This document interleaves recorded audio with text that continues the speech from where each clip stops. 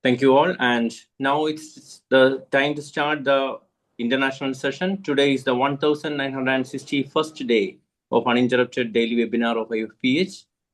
Before beginning the session, let's have a silent prayer. Hello, doctors, friends of homeopathy, and students of homeopathy. Today is the 1961st day of uninterrupted daily webinar of Ifph, and today there is going to be a discussion on superflu and its homeopathic perspective. We do have panel members Dr. M.K. Sahani, Dr. Kathy May Lemon, Dr. Prakash Rao, and Dr. Shaji Varghese Kudiaj.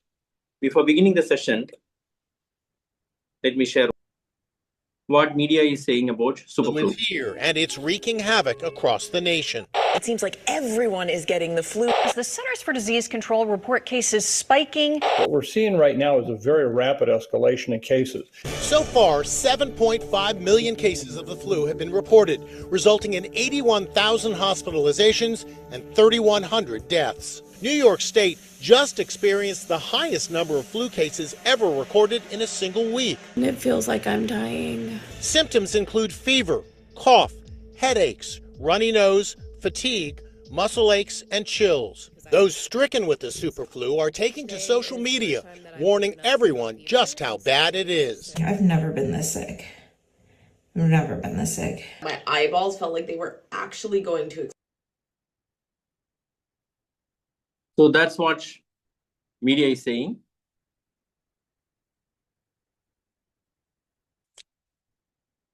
So on homeopathic perspective, let's hear more about from Dr. M.K. Sahani, former chairman, Education Committee, CCRH, New Delhi, and chief moderator of Ifph.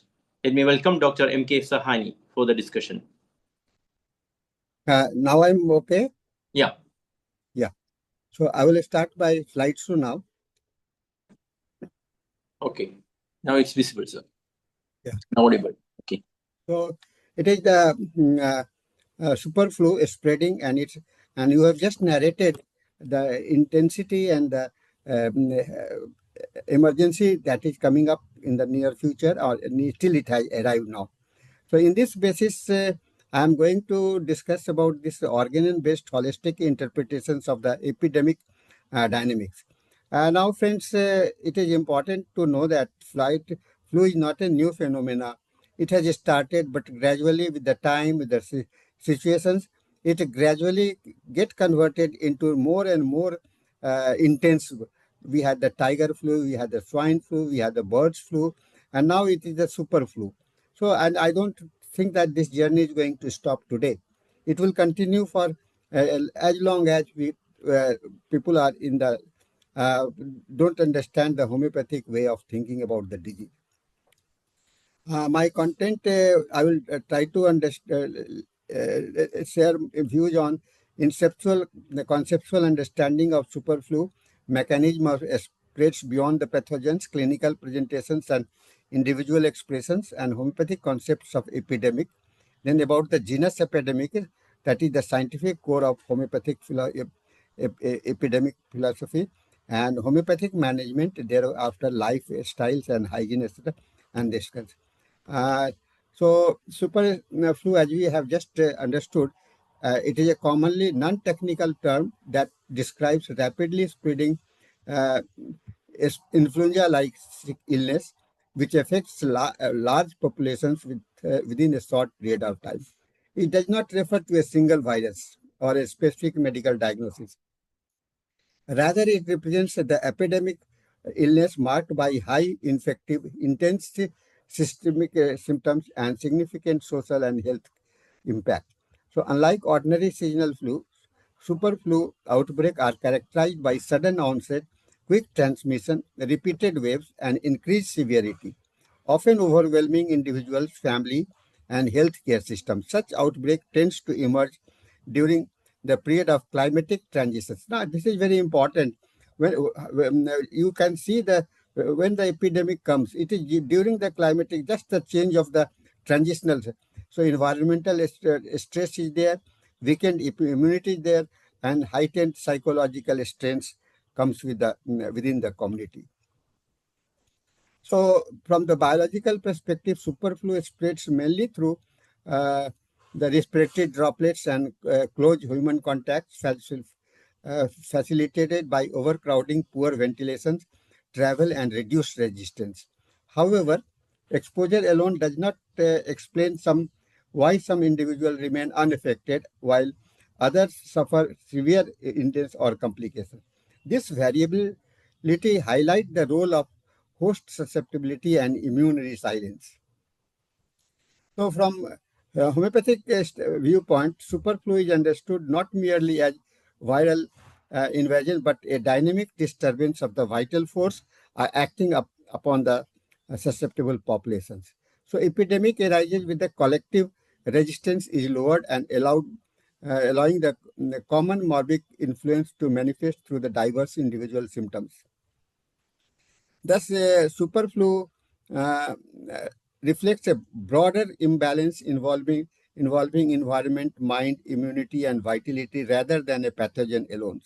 So, in this context, superflu severe as a reminder that epidemic disease are both biological and constitutional events, demanding approach that address not only transmission and suppression, but also individual response, prevention, and restorations of the. So, what is the I'll discuss with the conceptual understanding. It is not a single pathogen I have earlier told, but collective term for epidemic influenza-like illness marked by severity, recurrence, and wide populations involvement. According to a volume 72 of the Organon of Medicine, such illness falls under the acute epidemic disease, rapid derangement of the vital force that run a definite course with appropriate treatment. So importantly, 73 clarifies that epidemic diseases arise from a common cause yet manifest differently in different individuals. This explains why during the same outbreak, some individuals experience mild symptoms while others develops the severe or complicated disease. The biological transmissions from biomedical standpoint, superflu spreads through respiratory droplets, aerosols, and contaminated surfaces. However, following number 31 provides a deeper insight. External inimical influence do not cause disease. This is very important. Why? Unless the organism is predisposed. Thus, exposure alone does not determine the illness susceptibility. Now, some of the beyond the pathogens, the environment and lifestyle influence are there. Like following 5 emphasize the importance of environment, occupations, habit, diet, mental states in disease, and causation and cure epidemic frequently coincide. So seasonal transitions are there, overcrowding and poor ventilations are there, and environmental pollutions are there, and disrupt of the routine and sleeping patterns. So these factors collectively lower the vitality of and increases the susceptibility. Uh, Psychological and emotional stress are very important because modern research confirms that stress weakens the immunity, and homeopathy recognized this much earlier. According to FOIL number 221, mental and emotional symptoms often becomes prominent in acute disease. And during superflu outbreak, fear, anxiety, confusion, and irritability are not coincidental but integral expressions of the disturbed vital force. So typically the symptoms are their clinical presentations that has been already told. Sudden high fever and chills, severe body and muscles ache, headache and eye pain, cholesterol, sore throat, cough, extreme weakness and prostrations mark mental symptoms. Then despite of this common feature, Form 83 mandates individual case taking even in epidemic cases. The physician must faithfully record characteristic symptoms, modality, and mental changes as they guide the remedy selections. So, dynamic nature of the epidemics. Now, I'm discussing about the epidemic natures. Homeopathy view epidemic disease as dynamic derangement that rather than the material entity. as in aphorism 81 further explains that epidemic disease rests upon underlying chronic miasmatic influence. This explains variation in severity, post-flu weakness, and relapse and lingering complaints. Thus, superflu is not merely an acute viral event, but reflections of deeper constitutional and miasmatic vulnerability.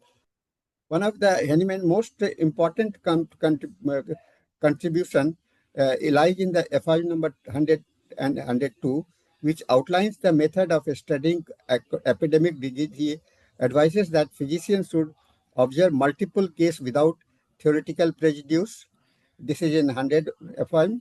Just you have removed, sir. My sharing is removed. I think it's accidentally got. Yeah, now it's okay.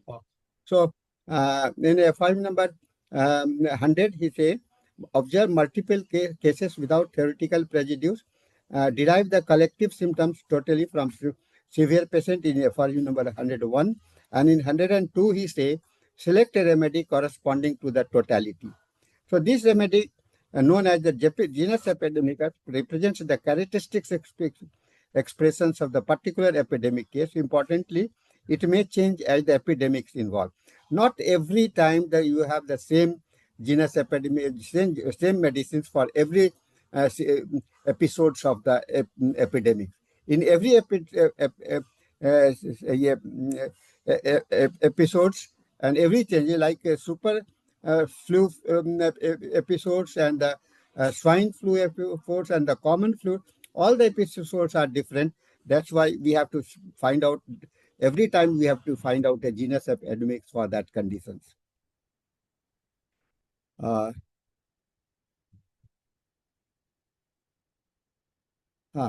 So now what is the curative approach? In accordance with the file number 3, the treatment aims at restoration of health through the simillimum remedy selected based on the totality of symptoms, mental and physical generals, peculiar and characteristic feature. And in rapid progressive cases, FIM 246 support judicious repetitions of the indicated remedy with careful monitoring. And preventive and prophylactic considerations are also there. While homeopathic does not deny public health measure, it adds preventive measure by strengthening susceptibility. The use of well-established genus epidemics may reduce the incidence or severe outbreak. So this aligns with the FI number 231, which highlights predispositions as the deciding factors of the illness. Then assessment of recovery and progress. File number 253 states that improvement in the mental and emotional health is often the earliest sign of recovery. And clinically, superflu patients frequently show mental clarity, calmness, and improved mood before physical symptoms subside, and important indicators of the correct remedy. So, then important things are that we must incorporate, and Hahnemann has emphasized on the lifestyle hygienic conditions like adequate rest and sleep, simple nourishing diet, warm food and hydration, clean monitoring the surroundings and respiratory hygiene and mental calmness and reassurance. Such measures assist the vital force and complement medical actions. So, superflu epidemics reveals the limitations of approach focused solely on pathogens, and homeopathy grounded in the Organon offer a broader epidemiological vision, one that considers susceptibility, environment, mental state, and collective vitality. So, in FI 104 reminds the physicians to remain free from prejudice, allowing observations, not fear or routine to guide the therapeutic discussions. So, conclusion is that superflu spreading is a multifactorial phenomena involving biological agents, environmental disturbance, psychological stress, and altered human susceptibility. The Organon of Medicine provide a comprehensive framework for understanding such epidemic through principles of dynamic disease, individualizations, and genus epidemicus. By integrating these aphorisms into epidemic management, homeopathy offers a rational, holistic, and human approach to both treatment and prevention. In the era of recurrent influenza-like outbreak, this organ-based perspective remains profoundly, very much relevant today.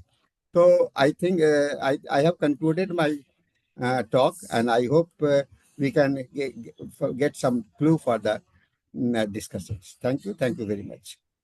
Thank you, Doctor. We had a synoptic view on superflu symptoms and its management. And let me welcome the next panel member, Dr. Kathy May Lemon from USA. Ma'am, you can unmute yourself. Yes, hi. Yes, thank you. Thank you very much. I'm very pleased to be able to be here and to be able to present again. It has been a while, so let me go ahead and share my screen. And I hope I click on the right one here. Okay, can you see it, I hope?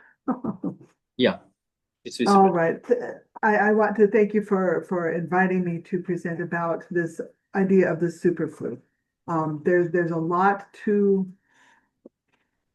consider when you look at this idea of superflu. I just, you know me, history is a big thing for me to consider. History tells us so much. We in homeopathy must understand where homeopathy has been. Superflu, what a catchy word that is. Kind of like coronavirus. Kind of like COVID-19. Let me say that. COVID-19, COVID. Superflu. Let's find this catchy word. I remember very, very clearly, shortly after I returned from India in early 2020, attending a webinar by the late, great Dr. Robin Murphy. And what he was speculating, what he was presenting about this new coronavirus that was coming out. And he was saying, well, I don't know what they're going to call it. Guess what? The coronavirus is something that has been known since about the 1930s. We've known that coronaviruses will also hit humans. I'll get more into that in just a moment. But in any case, he said they're not going to come out with a name for it until they have something catchy. Well, look what the world knows today. COVID-19. Everybody on this planet knows that term. So this idea of superflu, I'm going to present to you, it boils down to nothing but a game. Yes, we've got to be cautious, we've got to be careful, but at the same time, we've got to be confident with what we have in homeopathy when we're looking at this. We don't need to get scared, but I'll present this to you. Maybe. There we go. I don't like Google. I do as little with Google as I possibly can, but I wanted to know more about what they're calling this superflu. So I've got a place called Brave, and I did a little search on superflu. I'm not going to read this all to you here. You can read it, but just some things. It's a new variant of the influenza A, H3N2. It's antigenically different from the strains used in the current vaccines. There's something scary. Allows it to partially evade prior immunity and increase susceptibility to infection. You look at this, and as been talked about, the rapid spread and more intense symptoms, a surge in hospitalizations and deaths this season, and they like to talk about this subclade K variant. It's the most commonly reported flu virus of the season. It's all linked to more severe flu season. CDC reporting at least 7.5 million illnesses. What was what was shared at the beginning? Guess what? I recognize an American accent. Where am I? That's something that has come from my country of the United States. Okay, fear. Let's make sure people are afraid. But note this here: the virus itself is not inherently more deadly than other H3N2 strains. That's also what they say today too. They're very careful about when they mention a vaccine, not to say that it's going to help prevent anything. They found other words to get around it by saying it's going to lessen its severity. You're not going to have to go to the hospital. They'll try other things to try and save as little as they can. Well, do we really need to know all this to appreciate what we have in homeopathy? Conventional med wants us to understand that we absolutely need to know this, but we in homeopathy need to know and have confidence that we have been working with this idea of the flu for more than 2 centuries, okay? It's only been, and consider this, it's only been in the 21st century, so the past now going on, we're in the 26th year of the 21st century, that vaccines have been pushed to the exclusion of anything else that can and does actually promote immunity. Okay, as recently as 2008, it was a common understanding that no vaccine was ever tested on pregnant women. I remember so clearly looking at flu vaccine after flu vaccine after flu vaccine that they all said that they cannot say there is no data on pregnant women because, well, it's not ethical to put this in a pregnant. Well, what exactly does that word ethical mean today? Today, pregnant women need, quote unquote, not only the flu vaccine, but also something for pertussis. And guess what? There's only one vaccine for that. It's the diphtheria, tetanus, and pertussis. It's 3 in 1. Okay, and also, and our Robert F. Kennedy Jr. is getting into the idea of the MMR vaccine, separating them. Let's separate them. Okay, the flu vaccine was not recommended for children. Even yet today, infants are routinely given this, and the vast majority of people do not even question this. It's just talked about. Nothing has changed. It still has never been tested on pregnant women. It still is unethical to do so, but yet we can give these to pregnant women now because they need them to be healthy. Tell me this makes any sense. Tell me this makes any sense. Now, I would ask, how should a homeopath understand this idea of immunity, the immune system? But that will be another subject I will address another time in much more detail. For here, let's focus on what we need. Again, shortly after I got back from India, they were talking more and more about this coronavirus. So what I did was I said, let me look into this so I can know more specifics about the coronavirus. I found this, and by the way, WebMD we're very familiar with. It can be very, very good when you're looking up conventional things. However, the page where I found this doesn't even exist anymore. You can pull that up, but it's not going to pull up this information. It talks about how common the coronavirus is, how most children are going to get it. And of course, pay attention to the very end because they have to talk about how deadly it can be. But it's a very, very mild thing. It's not there anymore. 30%, up to 30% of the common cold is caused by what? A coronavirus. Now, I'm not going to get into, because of time, I don't have time to get into this. There is very little I need to say among all of you here, because we all know this. I'm preaching to the choir, I like to say. We must all see and understand that there is a definite connection here, though. Diseases, strangely, it was the year of 2021, where suddenly there was a plummet to almost no cases of the flu even being reported. Gee, but yet they're back. It's back strong. And oh my goodness, we have the super flu today. It is a game. As I've said, it is a game. They want us to be afraid. Again, that video clip played at the beginning. They want us to be afraid. Fear will make us do anything. Fear makes us very, very manipulative. We have to be confident with what we have in homeopathy. Homeopathic medicines remain constant. How can homeopathy help with this? First and foremost, we need to know that the flu vaccine is not effective. I just pulled it up again just yesterday. Again, at best, it might be 40% effective. Yeah, homeopathy does a lot more better than that as far as prophylaxis. And it's very, very good that a growing number of people are finally realizing this today. The biggest, most widely used vaccine until the coronavirus. Most widely used vaccines have been the ones, the Tdap, the diphtheria, tetanus, and pertussis one, and the flu. Okay, they want to have that sold. They want to have it sold. We in homeopathy must know the law of similars. If the symptoms are similar, the same homeopathic medicine will be just as effective. Guess what? That is a massive advantage we have in homeopathy over every conventional approach for it. Flu symptoms, generally speaking, do not change, regardless of the strain or anything. Symptoms, as has been discussed, they include fever, pain, cough. There's so many of them. This super flu additionally adds to this a rapid onset, fast spread. Why this? I will present, it ties right in. the immune systems of millions on this whole planet have been compromised. So that's what's happening. Now, remedies.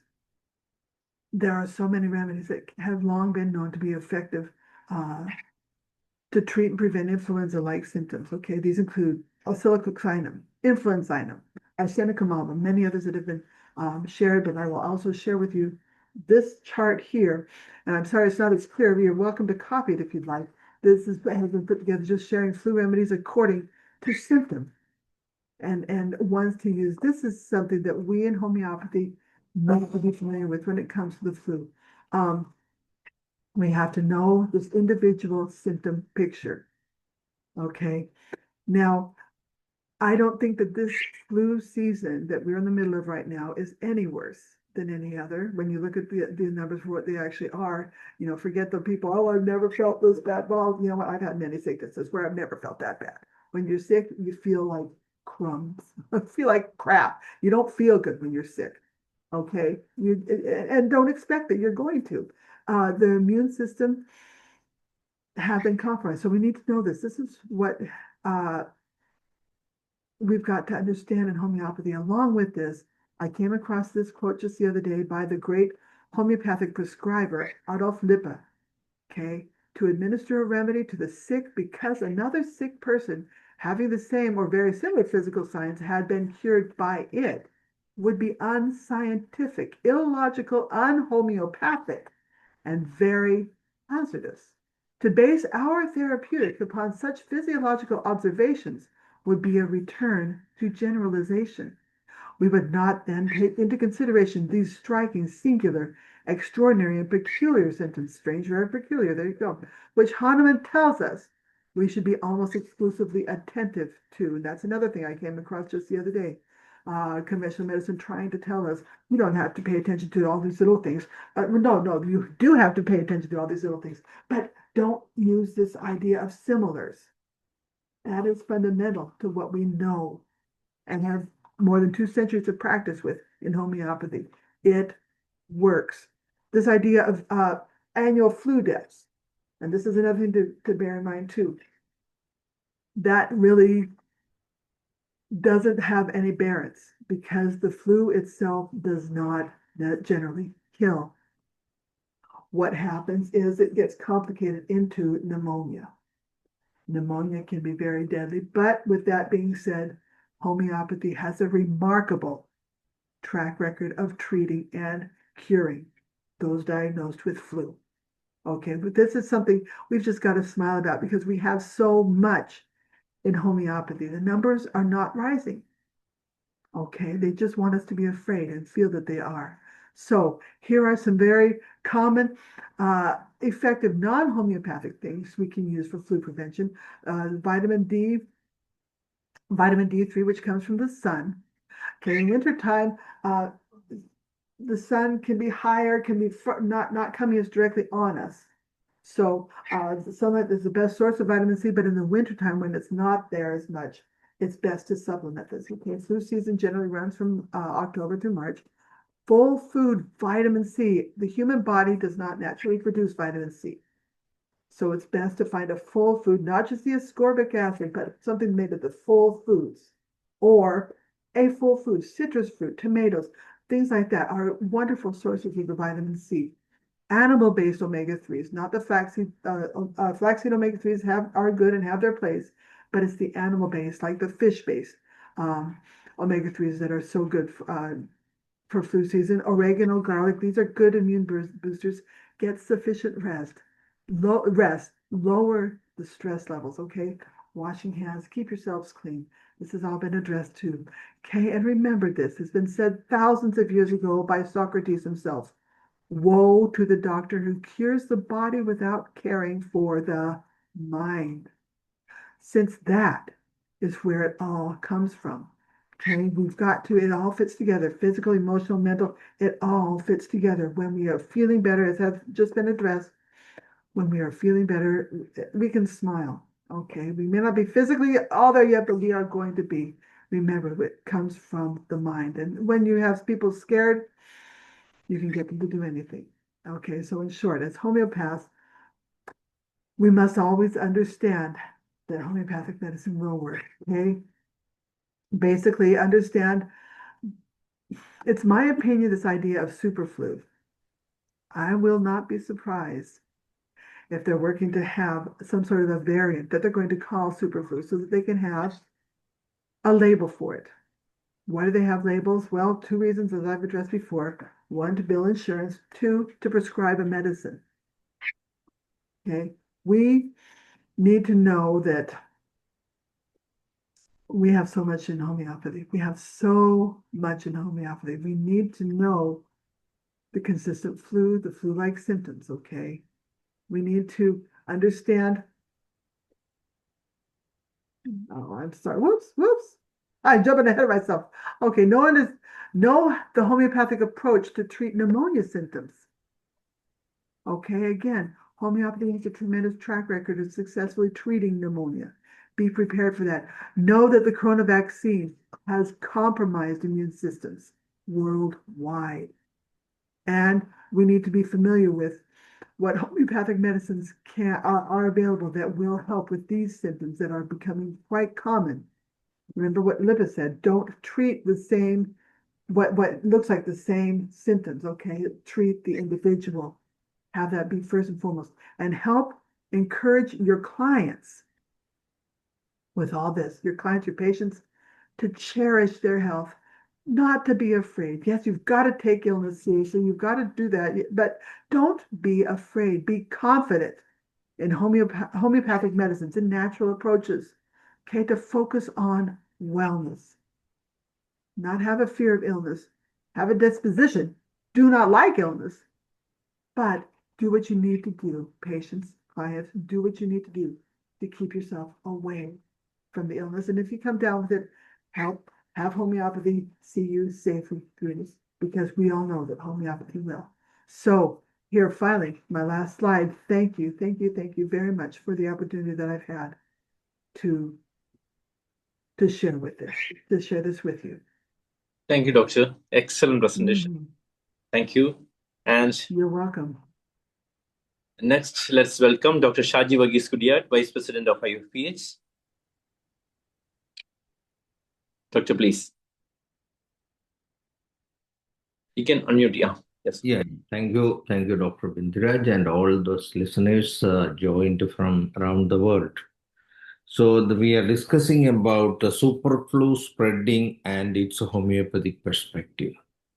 If you ask me one sentence reply or statement on this topic, my answer is homeopathy is the best, most modern, and the safest natural and holistic system of medicine for the superflu.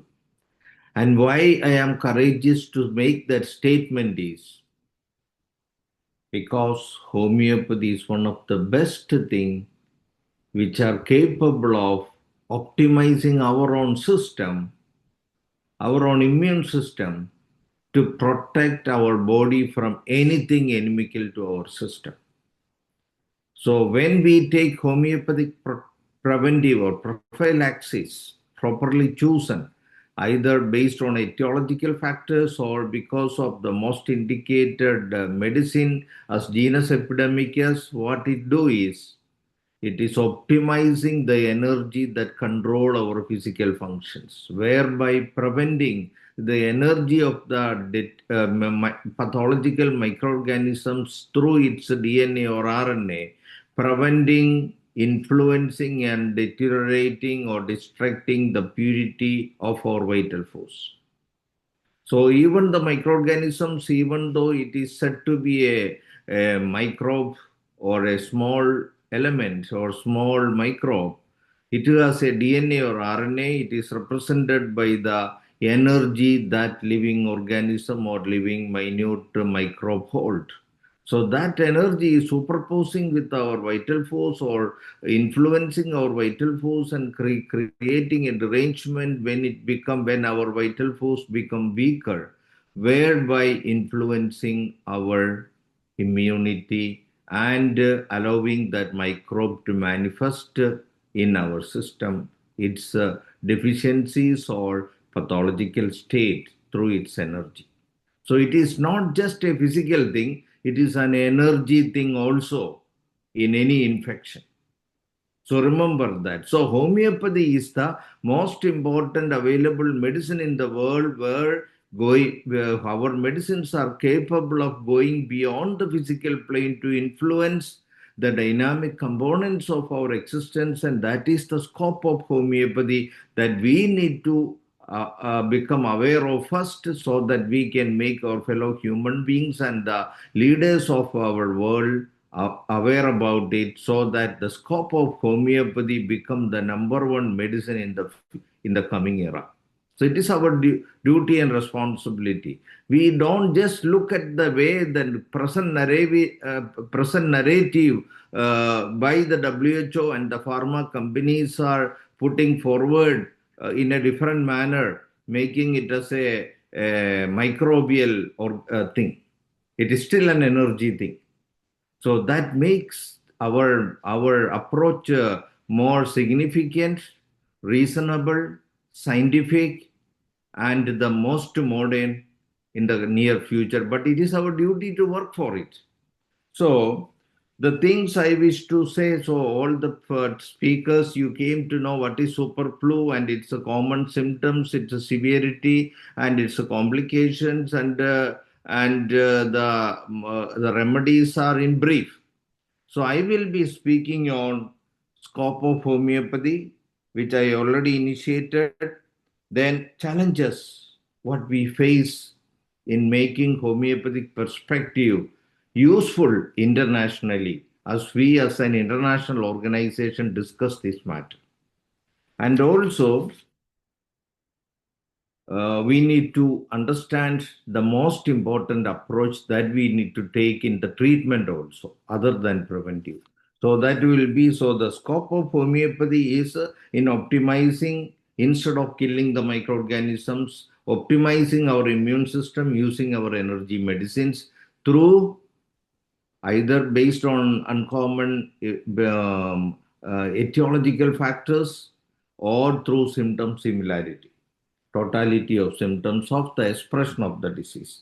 And the most important advantages of such an approach is our prophylaxis will be good, anything inimical to our system, whereas the vaccines, they are will bring out on the way, surprising to us, is only to protect from one microorganism. If any mutation happen, that become ineffective.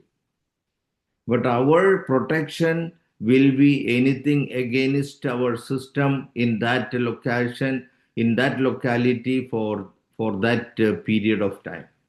It may change as the period or the climate changes, and it may change from place to place also, that we need to prescribe after studying the etiology and the symptoms of manifestation in that locality. And the challenges include legal challenges, because the present controllers of the world controlled the regulating the medical industry under their control by creating laws whereby alternative or other systems of medicines are unable to interfere in the prevention and treatment. It is already applied in Kerala, and they have already created such a scenario around the world that we need to overcome collectively. So awareness about the usefulness of our system of medicine is very important. Each and everyone participating in this discussion from different parts of the world have very important responsibility in creating such awareness in their own locations wherever they are present. Especially Dr. Kathy May Lemon has a very important responsibility, as a lot of changes in the health industry and health scenario are happening in America, which control and lead the world today. And there are a lot of good changes are happening. This is a right time for us to begin with America itself.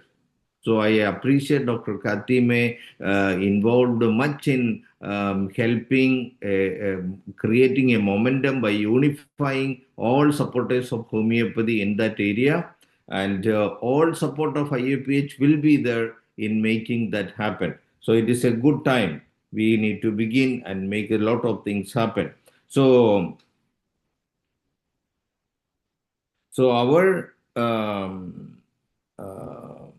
then legal challenges, we need to modify the laws. Then hindrance from WHO. WHO is controlled by the pharma and the corporates. So we need to understand that. We need to understand our people around the world and the leaders. Many of them are aware now who is represented or who WHO represents. So that we need to make aware among the population also. So then the lack of international availability of homeopathy is another drawback, which we need to publicize and promote and make everything possible to make it available. As the people look for it, when there is no other safest option, it will automatically happen the way it happened for arsenic album in the COVID-19 era. Then the another thing is, most of the complications happen when suppression of fever happen. This is the most important thing I wish to tell, what we need to do and create awareness about homeopathy becoming the most important scope of prevention and treatment of any infection, not just viral infection or super flu. And the number one thing we need to take care is stop suppressing the fever, which is an important protective mechanism to prevent the toxic chemical reaction between the microbes and the toxins released by the microorganisms in our system. Because every system, every chemical reaction has an optimal temperature, and the optimal temperature of every biochemical reaction in a human being is the 37 degrees centigrade or 98.6 degree Fahrenheit. That's why our body automatically maintains that. That is a wisdom of our body. So when there is toxicity due to decrease in immunity and the enemies of our system become upper hand, the body detects that, and in order to prevent that chemical reaction, it alters the temperature by increasing the metabolic rate and creating fever. So we take fever as a problem is the biggest mistake happening. Fever is to protect this wrong chemical reaction. So we should maintain the fever till our own system detoxify and remove the toxins, and our immunities automatically get elevated and get ready to protect us. So never suppress fever during any infection. Allow the fever to sustain. When we allow fever to sustain, we need to take care of two things. One is the water will automatically evaporate from the body, and a big quantity of our body is made of water. So we should provide enough water. We should never be dehydrated. We should drink and provide a proper water supply to the patient. Very important. Second thing, and if there is any vomiting or diarrhea that prevent the patient to retain the water in the body, we should give IV fluids. Very important thing. Then second thing, in order to maintain fever, we should provide proper nutrition also in easily absorbable form. And the most common thing is glucose dissolved in water, or cane sugar or sucrose dissolved in water that contains glucose also, or any fruit juices diluted maximum. And along with the rice soup with a little salt, that will give additional minerals and everything needed, along with the pure water also. Pure means mineral water. All these will supplement. Don't give sugar alone. You need to alternate everything step by step, so that the increased sugar will not happen, and everything will be provided for minimum sustenance of the life. So, and take rest, and we can wipe the body with the normal temperature dipped and squeezed towel, so that the high fever will not be existing, and there should be little control of the fever in a natural manner. So this is very important. The fever should be maintained, and the two things to take care of: water, dehydration, and nutrition supply. And one more thing we are fearful about fever maintenance is fits among children, even occasionally with adults. And my observations identify that those fits are fever fits. Febrile fits are happening in those children and individuals who have a quick temperament, where they utilize their energy very fastly. So some of them will not be able to retain their energy resources to maintain the fever for longer period of time. So what will happen? In order to maintain the fever, to prevent the toxic chemical reaction, the next protective step is to maintain the heat. The body will constrict, so we're creating muscle spasm, and that muscle spasm is considered as fits among us. So the number one solution for that is give nutrition immediately. You either put IV with the 5% dextrose, or dissolve sucrose or glucose in water and give to that person or child. Very important, take note of it. And so suppression of fever, febrile fits, such things are happen. And if you can prevent suppression of fever leading to pneumonia, can be protected and prevented also. Most of the time, the pneumonia appear as a complication. Sorry, my time is over. So I am stopping here with. So these are the important things I wish to share. One more speaker is there. And also as a natural protection, there is this propaganda now happening is a panic creation. There are people working for depopulation agenda. They are working for creating panic among the society by media publicity. So these viruses and epidemics happen in different parts of the world, but they are creating panic. So there will be an agenda behind it also. Take care of that. Protect ourselves from unnecessary fear and also sudden change of temperature. That also can decrease immunity. I'm not getting into that. It's also important, but I'm not getting into due to lack of time. After finishing the other speaker, if there is little time left, I wish to come back to make that statement also. Thank you very much for nice listening. Let us have a collective, united effort for bringing homeopathy to meet the challenges of the coming super flu. Thank you. Thank you, Doctor. And now, Dr. Prakash Rao is not able to join. In the initial time, he was there, but due to some technical reasons, I think he's unable to join. Let me welcome Dr. Beatrix Dessner from Germany to comment about this, please. Yes, thank you very much, my dear friends and colleagues. Very interesting today the topic. I can tell you at the moment here in Germany we don't talk about super flu. No activity here. We had a normal flu in the past 2 months, and what I feel it's very. First, I totally agree with you, Dr. Shaji. Don't suppress the fever. That will be very, very important. As we also have here in Germany that fashion with the naturopathic doctors, we put some cold sheets around the feet, and this is working very well.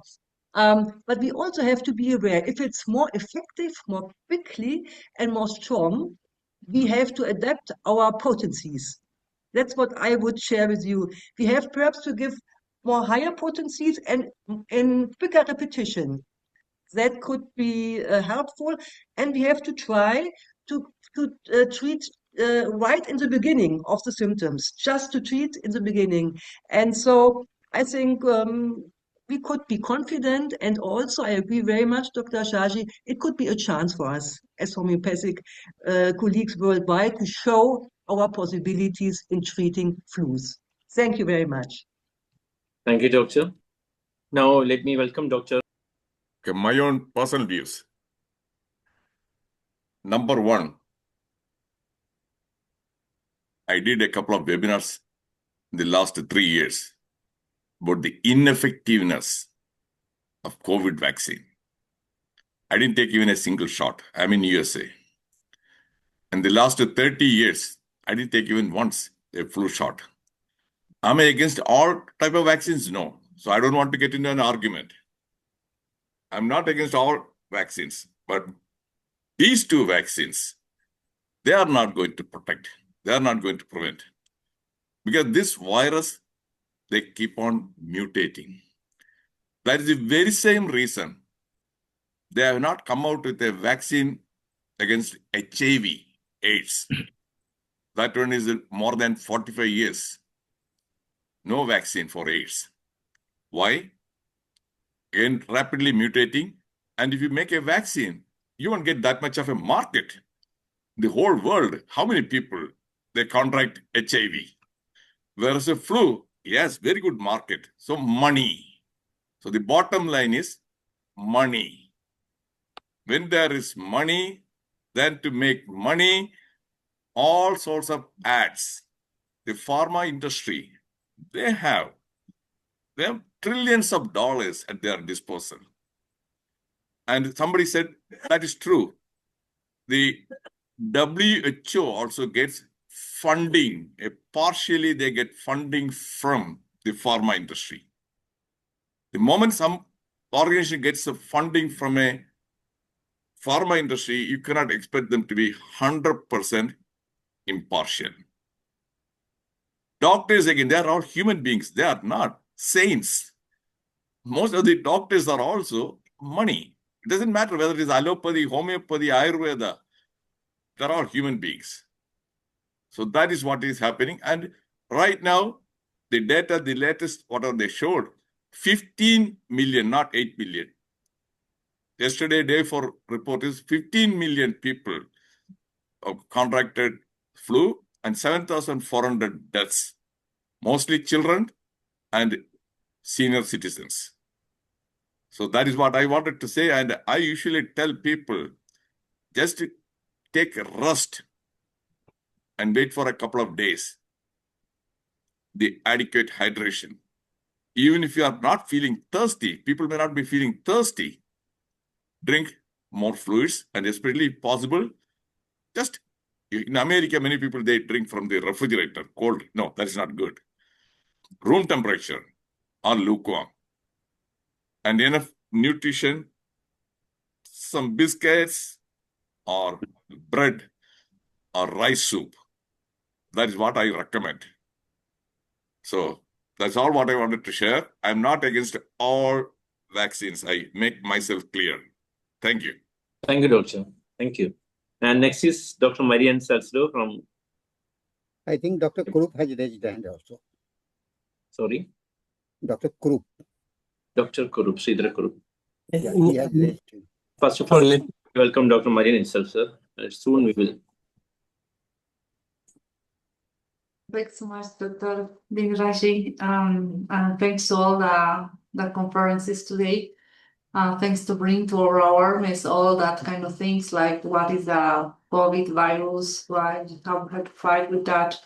And as Dr. Shajiji told us, it's not just a physical change. We have to, as homeopathic doctors, we have to look always for that vital force and balance to try to get to the balance with homeopathic remedies.